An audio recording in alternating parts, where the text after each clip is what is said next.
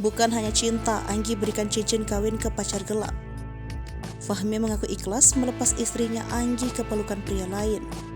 Namun hingga saat ini masih ada yang mengganjal di hatinya. Akal sehat Fahmi tidak bisa menerima ketika cincin kawin yang diberikan kepada Anggi justru diserahkan kepada kekasih gelap mempelai wanita. Fahmi baru saja mengalami peristiwa pahit, mungkin akan menjadi terpahit dalam hidupnya. Baru sehari menikah, dia sudah ditinggal pergi oleh Anggi istrinya. Wanita itu justru kembali ke pangkuan mantan pacarnya, Andriaman Lase. Fahmi mengaku sempat emosi pertama kali bertemu dengan Andriaman Lase setelah Anggi mengakui perbuatannya. Pasalnya, Andriaman Lase sempat mengaku tidak mengetahui keberadaan Anggi ketika ditanya pihak keluarga pengantin wanita.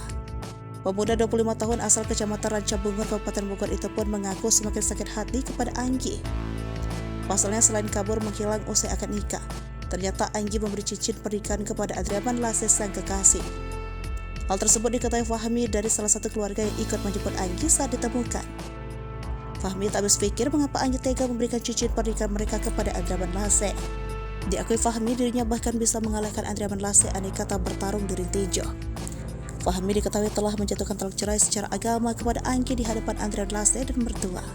Meski dikhianati, Fahmi mengaku berharap hubungannya dengan Anggi tetap baik-baik saja meski tak lagi menjadi sepasang kekasih.